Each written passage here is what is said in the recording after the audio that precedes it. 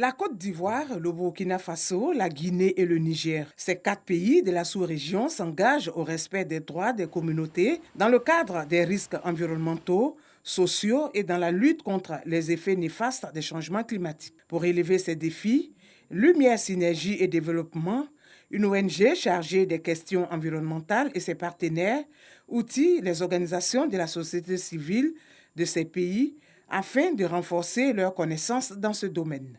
À travers cet atelier qui va renforcer nos capacités, nous serons encore plus efficaces sur le terrain pour lutter aux côtés de nos communautés pour entrer dans leurs droits. Nous jouons un travail de pont entre la banque publique et les communautés. Et généralement, les communautés ne savent pas souvent les mécanismes pour saisir la barre pour le respect de certains de leurs droits. Donc nous jouons ce rôle d'intermédiaire, ce rôle de plaidoyer auprès de la BAD en prenant en compte les revendications des communautés que nous faisons sous forme de recherche, sous forme d'écoute publique. Pour l'atteinte de ces objectifs, l'ONG Lumière Synergie et Développement compte sur l'appui de certains partenaires. La banque s'est engagée donc avec un certain nombre d'initiatives à augmenter donc, ses investissements sur les énergies renouvelables, à réduire ses investissements dans le fossile comme le charbon qu'elle a abandonné en 2019. Mais également, la banque s'est engagée à dépenser 25 milliards de dollars américains les 5 prochaines années. Nous sommes en train de suivre donc, en tant qu'organisation civile africaine, si ces engagements seront respectés par la banque au bénéfice donc, des populations africaines. Lumière, Synergie, Développement et ses partenaires veulent une justice climatique en faveur de l'Afrique pour une action climatique forte.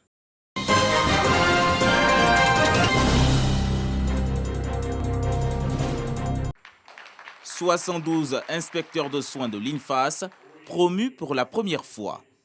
C'est sous le nom de promotion Loukoudia que ces nouveaux inspecteurs reçoivent leur diplôme après 2 années de formation. Ils devront auditer, encadrer et veiller au respect des normes en personnel d'équipe de soins dans les 113 districts sanitaires du pays.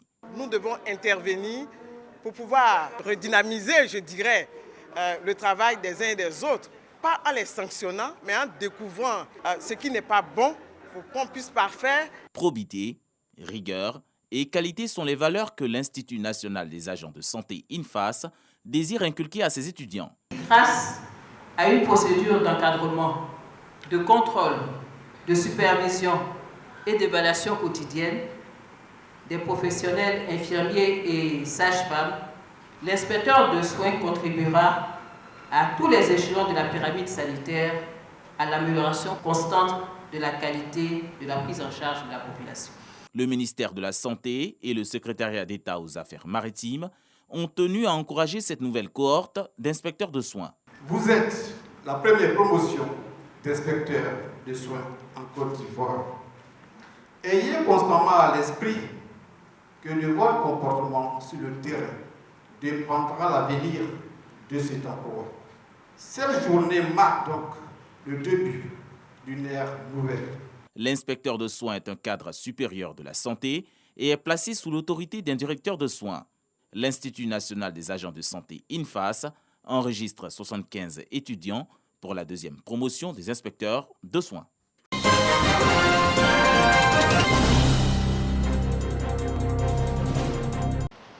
Gagnoa, ville située dans la région du Golfe, va abriter les festivités de la 5e édition du prix Cheikh Yacouba Silla. Un prix qui récompense les meilleurs acteurs de développement dans leur région et domaines respectifs. 3 catégories de prix, notamment les prix spéciaux, les prix ordinaires et le super prix, composent les différentes distinctions. Il faut déjà, au moment où il vit, qu'il pose des actions de bienfaisance, il faut lui reconnaître ça. Pour que ceux qui ont les moyens, qui n'arrivent pas à le faire, prennent l'exemple sur eux. Donc c'est pour cela que nous avons créé ce prix-là. Cette distinction récompense les hommes politiques, les artistes, les hommes des médias, les opérateurs économiques, les sportifs, entre autres. L'annonce est faite lors d'une conférence. Cette année, nous allons en Gagnoa.